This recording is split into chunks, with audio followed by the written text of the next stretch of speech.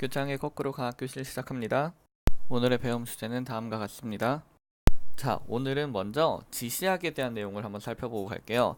지금 여기 보시는 그림은 여기에는 지금 산성을 띠는 용액을 다 담아 놓은 거고요. 여기는 중성을 띠는 용액, 뭐 증류수 같은 게 있겠죠. 그리고 여기는 염기성을 띠는 용액을 담아 두었습니다. 자, 그런데 여기다가 리트머스 종이를 한번 가져다 대보는 거예요. 자, 리트머스 종이를 이 라인에 갖다 대고요. 이 라인에는 메틸오렌지라는 용액을 뿌려보고 여기에는 페놀프탈레인이라는 용액을 뿌려보고 여기는 BTB 용액을 한번 뿌려봤습니다. 그랬더니 결과가 이렇게 지금 나온 거예요. 지금 보시면 푸른색 리트머스 종이를 산성에다가 대는 순간 이 아래쪽이 지금 산성에 단 부분이 붉은색으로 변했죠.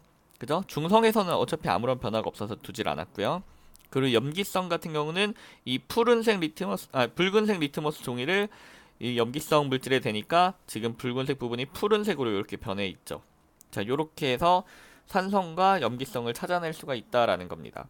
자, 여기 나와 있는 메틸오렌지, 페놀프탈레인, BTB 같은 경우는 전부 우리가 지시약이라고 부릅니다. 지시약. 자, 지시약이라는 것은 산성과 염기성의 정도를 알아볼 수 있는 물질들을 지시약이라고 말하고 있어요. 자, 어떻게 알아보냐? 차이가 나기 때문에 알 수 있는 거죠. 메틸오렌지 같은 경우에는 산성에서 지금 붉은색을 띠고 있죠. 중성일 때는 노란색을 띠고 있습니다. 그래서 염기성이 되니까 지금 좀 더 진한 노란색을 띠고 있죠. 주황색에 가까운 노란색이 되고 있습니다.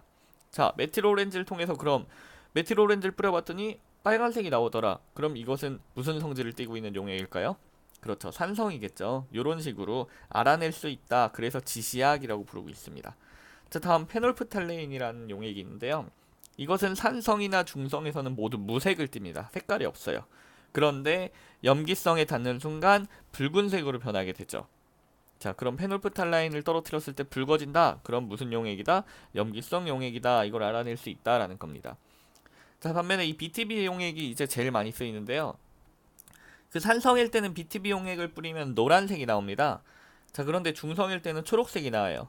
그런데 염기성일 때는 파란색이 나옵니다. 이 BTB 용액은 산성, 중성, 염기성이 다 다르기 때문에 가장 많이 사용되고 있습니다. 자, 이렇게 지시약들과 리트머스 종이를 이용해서 산성, 중성, 염기성을 구별할 수 있다라는 겁니다. 자, 그럼 여러분 여기서 한 가지 궁금한 점이 하나 생길 수 있죠? 만약에 산성이어서 지금 붉은색을 띠고 있는 이 메틸오렌지와 산성 이 용액에다가 만약에 염기성 용액을 막 부어주면 어떻게 될까요? 산성일 땐 붉은색이고 염기성일 땐 노란색이잖아요. 만약에 얘를 이렇게 부어주면 어떻게 될까 하는 겁니다. 자, 그게 궁금해서 한번 해봤어요. 한번 해봤더니 이 산성 용액에다 염기성 용액을 계속 부어주니까 점점 색깔이 노란색으로 바뀌더라 하는 겁니다. 이렇게 된 거죠. 자, 표시를 좀 해보겠습니다. 얘가 계속 염기성 용액을 부어주니까 이런 색으로 변하더라 하는 겁니다. 근데 여기다가 또 계속 더 부어주니까 이젠 아예 이렇게 변하더라 하는 거죠. 자, 페놀프탈라인 산성일 때 무색이죠? 그런데 여기다 염기성 용액을 막 뿌려주니까 점점 색깔이 이렇게 붉은색을 띠게 되더라 하는 겁니다. 자, BTB 용액 노란색이죠, 산성일 때. 그런데 여기다 염기성 용액을 떨어뜨려 주니까 이 색깔이 갑자기 초록색으로 변하더라 하는 겁니다. 자, 초록색으로 변했다라는 것은 중성 상태라는 소리죠. 자, 산성이었는데 염기성 용액을 뿌려주니까 산성과 염기성이 만나가지고 섞이게 되겠죠. 섞이면서 얘네가 자연스럽게 중성으로 되더라 하는 겁니다. 그런데 중성 상태에서 더 넣어주면은 이제 염기가 산성보다 많아지면서 염기성으로 바뀌게 되는 거죠. 그래서 다시 푸른색을 띠게 됩니다. 자, 이때 산성과 염기성이 만나서, 자, 다른 색으로 표시하겠습니다. 산성과 염기성이 만나서 중성이 되는 것, 이렇게 되는 것, 얘가 이렇게 되는 것, 그것을 우리는 중화 반응이라고 말합니다. 중성화가 된다는 거죠. 중화 반응이라는 것은, 즉 산성과 염기성이 서로 반응을 해가지고 각각의 산성과 염기성이라는 성질을 잃어버리고 중성이 되는 것, 그것을 우린 중화 반응이라고 말합니다. 보통 이렇게 중화 반응이 일어날 때는요, 여기서 열이 나요. 그래서 이 주변의 온도가 높아지고 뜨거워집니다. 자, 이 온도가 높아지는 이유는 우리가 엔탈피라는 개념을 도입해야 되는데 그것은 고등학교 화학 2 정도의 수준이므로 여러분들은 그냥 지금 중화 반응이 일어나면 열이 나는구나 이 정도만 알고 있으면 됩니다. 중화 반응이 일어나면 열이 납니다. 자, 중화 반응을 좀 더 심도 있게 얘기하기 위해서 지금 pH라는 개념을 좀 알려드리겠습니다. 자, 이 pH라고 하는 것, 소문자 P와 대문자 H로 표시를 하는데요. 이것은 우리가 수소이온 농도 지수라고 부릅니다. 자, 이 pH, 수소이온 농도 지수에 따라서 산성, 중성, 염기성을 나누게 되는 거예요. 자, 보통 이렇게 pH 7인 상태를 우리는 중성이라고 부릅니다. 대표적인 게 중류수, 우리가 마시는 물이 있죠. 아주 순수한 물을 증류수라고 합니다. H2O 상태인 걸. 이때가 중성이고요. 이 pH가 낮아지면, 점점 pH가 낮아지면 산성이 됩니다. pH가 낮을수록 산성화가 되는 거죠. 자, 반면에 pH가 높아지면, 7보다 높아지면 높아질수록 점점 염기성이 됩니다.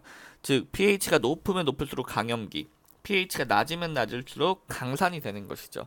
자, 그래가지고 아까 중화반응 같은 경우에 가령 예를 들어 pH 3이었다 했을 때 여기다 뭐 pH 10짜리 염기를 계속 넣어줍니다. 그럼 이 pH가 서로 섞이면서 조금씩 증가를 하게 돼요. pH가 증가하면서 7에 가까워지면 중성화가 되는 거죠.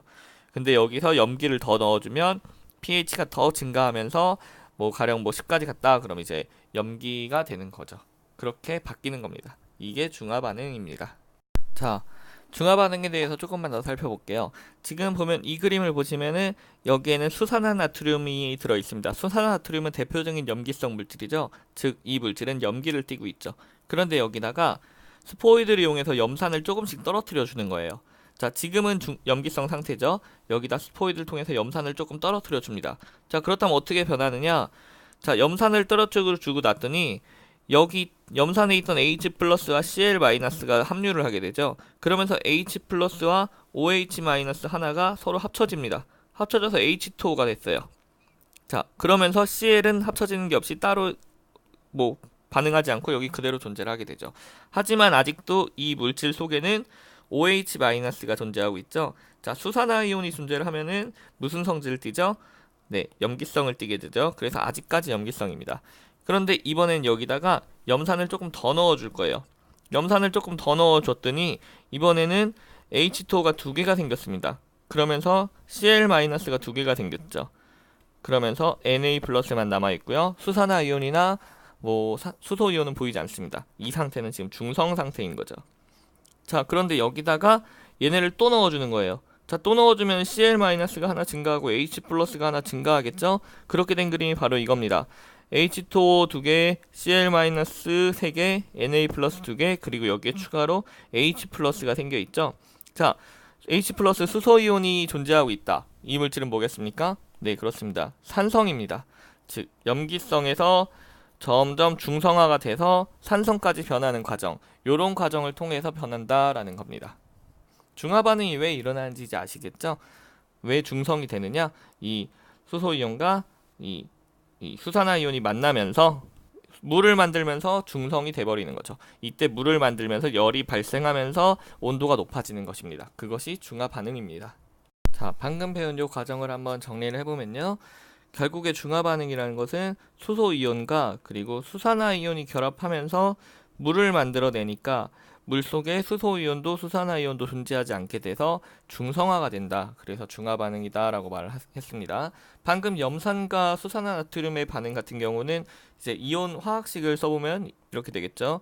수소이온과 그리고 염산이니까 염화이온이 있겠죠. 여기에다가 나트륨 이온도 있을 테고요. 그리고 수산화이온도 있을 겁니다. 이렇게 4개가 합쳐지는데 여기서 수소이온과 수산화이온이 합쳐지면서 H2O 물이 생기고요. 그 외에 나트륨 이온과 염화이온은 반응하지 않고 그대로 남아있는 요런 형태가 되는 거죠. 얘네들은 이온 상태겠죠. 자, 요런 반응이 지금 요 과정에서 전체적으로 일어난 이온의 화학 반응이었습니다. 자, 조금만 더 응용을 한번 해볼까요? 만약에 얘네들을 이렇게 그래프로 표현할 수도 있을 것 같아요. 지금 이쪽을 우리가 스포이드를 통해 준 묽은 염산의 양으로 한번 해보고요. 자, 이 Y축 그래프를 이온의 수로 한번 표현을 해보겠습니다. 그렇게 됐을 때 나트륨 이온 같은 경우는 처음부터 있던 그대로죠. 나트륨 이온은 그대로일 겁니다. 처음부터 변하지 않죠. 그런데 이제 묽은 염산 HCl을 부어주면 부어줄수록 증가하는 게 있죠. 네, 바로 Cl- 염화이온입니다. 염화이온은 반응하지 않고 계속 증가하기만 하죠. 자, 반면에 점점 줄어드는 것도 있습니다. 뭐죠? 네, 그렇죠. 수산화이온입니다. OH-는 계속해서 줄어들고 있죠. 왜냐? 염산에 있는 H+와 만나면서 물로 바뀌니까 점점 줄어들고 있습니다. 자, 반면에 아무리 염산을 넣어도 계속 일정한 양인 게 있죠. 네, 바로 수소이온이죠. 수소이온. 넣어줘도 계속 수산화이온과 반응하면서 수소이온이 존재하지 않죠. 그러다가 이 점에서 수소이온과 수산화이온이 같아지는 지점 이후로는 이제 수산화이온이 없으니까 수소이온도 점점 증가를 하게 되죠. 자, 요런 그래프로 또 나타낼 수가 있을 겁니다. 자, 이거 이해 가시죠? 자, 여러분 지금 중화반응 굉장히 어렵죠? 네, 이제 어려워도 굉장히 우리 일상생활에 많이 쓰이기 때문에 중요합니다. 그래서 조금 어렵더라도 많이 복습을 통해서 익혀주시기 바랍니다. 자, 그럼 이 중화반응이 대체 우리한테 어디가 쓰이냐? 가령 예를 들어서 위산이 많이 분비되면 뱃속이 아프죠. 배가 막 쓰릴 때 있습니다. 이럴 때 먹는 약이 바로 제산제입니다. 제산제는 염기예요, 염기, 약염기. 자, 산과 염기를 통해서 우리 몸속을 중화시켜주는 겁니다. 중성화시켜줘가지고 아프지 않게 해주는 거죠. 자, 중화 반응을 이용하면은 산성비의 효과도 막을 수 있어요. 산성비는 말 그대로 비에 산이 녹아 있는 거죠. 산성을 띠는 비입니다. 그런데 얘네들이 막 오염을 시키고 다 막 피해를 주잖아요. 근데 여기다가 염기성 물질인 석회가루를 뿌릴 수가 있어요. 석회가루는 염기성인데요. 이 석회가루를 뿌림으로써 산성과 염기성이 만나서 중성화되면서 토양의 오염이나 피해를 막을 수가 있게 됩니다. 자, 그리고 막 그 공장에서 나오는 매연 같은 거 있죠. 보통 이제 이산화황이라는 게 맞습니다. 이산화황 역시 그 산성입니다. 산성인데 요걸 제거하기 위해서 산화칼슘을 사용하고 있습니다. 자, 산화칼슘으로 이산화황을 이제 중성화시키는 거죠. 그렇게 해서 또 배출로부터의 피해를 막을 수가 있습니다. 이외에도 굉장히 다양한 게 있습니다. 이렇게 이제 중화 반응은 우리 생활에서 밀접하게 연관이 되어 있기 때문에 알아두시면 굉장히 많은 도움이 됩니다. 자, 오늘 수업 여기서 마치겠습니다. 수고하셨습니다.